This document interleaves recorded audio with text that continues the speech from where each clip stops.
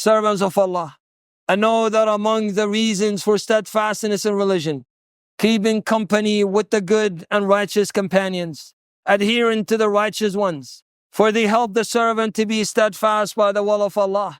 They help him to be patient. They remind him if he forgets. They alert him if he's heedless. They strengthen him if he's weak. And they teach him what he does not know. And they encourage him to focus and aim for the hereafter.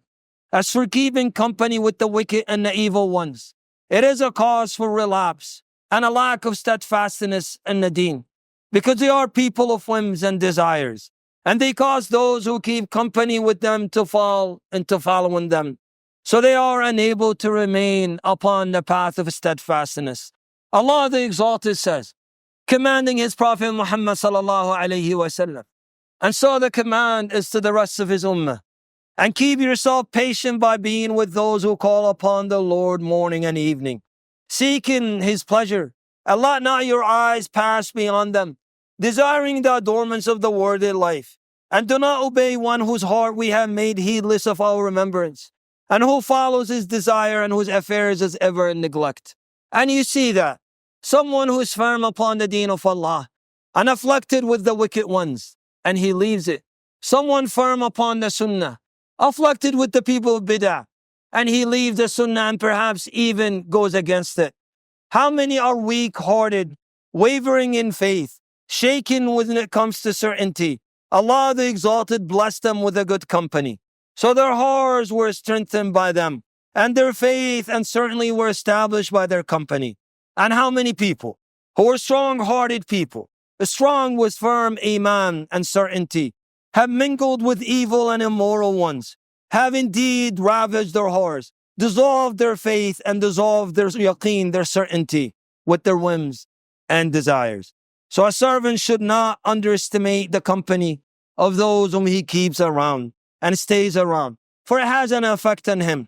But he would not feel that effect until he abandons his faith or abandons the sunnah of Rasulullah and starts selling his religion for a small worldly gain. So fear Allah, servants of Allah, and obey Him, and remain steadfast upon the religion of truth until death comes unto you. For Allah the Exalted says, which means Allah confirms those who believe with the firm word in this worldly life and in the hereafter. And Allah leaves astray the wrongdoers, and Allah does what He wills. For the companions of Prophet Muhammad sallallahu alayhi wasallam, they used to consider steadfastness in Islam until death to be the ultimate success and the ultimate victory, is that they die upon faith, they die upon iman, they die right, worshiping Allah subhanahu wa ta'ala, even if that means they lose this world because of their faith or because of their iman. They saw defeat in changing the deen.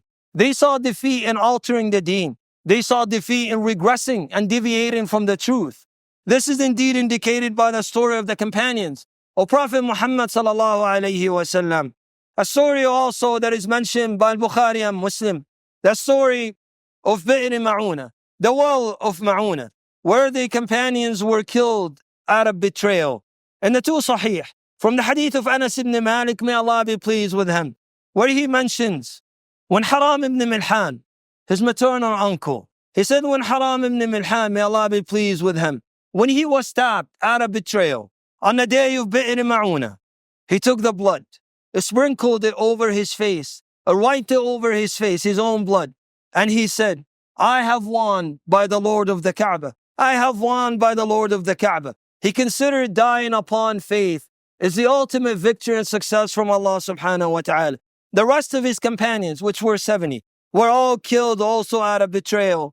May Allah be pleased with all of them. Then Jibreel alayhi salam came and informed our Prophet Muhammad sallallahu alayhi wasallam that they all have met the Lord, and He was pleased with them and satisfied with them, and that He also pleased them.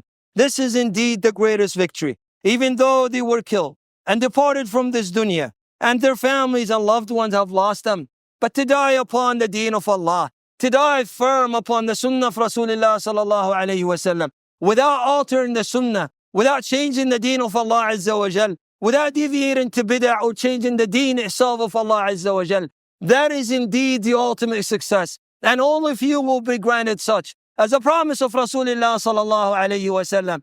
That is the key. For that reason, Allah subhanahu wa ta'ala created mankind and jinn to worship Him. And Allah subhanahu wa ta'ala have tested humanity. And Allah will continue to test them. So those who are firm upon the deen of Allah are known from those who are willing to change the deen. Those that their hearts are weak and willing to sell their deen and sell the sunnah of Rasulullah sallallahu alayhi wa sallam for a worldly gain that is very small or that is little. And for that reason, the Prophet sallallahu alayhi wa sallam continued telling the Sahaba, اصبروا حتى تلقوني على الحوض. Remain firm till you meet me at the hawd. Meaning the hawd of Rasulullah sallallahu alayhi wa sallam. When the believer realizes that no matter how much this worldly life is decorated for him, no matter how long a person's hope in it would last, it will perish. And that he would leave and depart from this worldly life.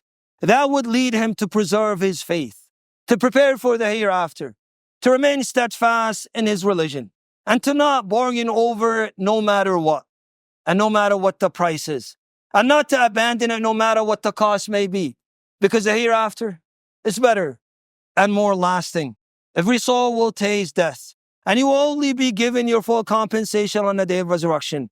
So he who's drawn away from the fire and admitted to paradise has attained his desire. And what is the life of this world except the enjoyment of delusion? You will surely be tested in your possessions and yourselves. And you will surely hear from those who were given the scriptures before you, and from those who associate others with Allah much abuse. But if you are patient and fear Allah, indeed that is of the matters worthy of determination.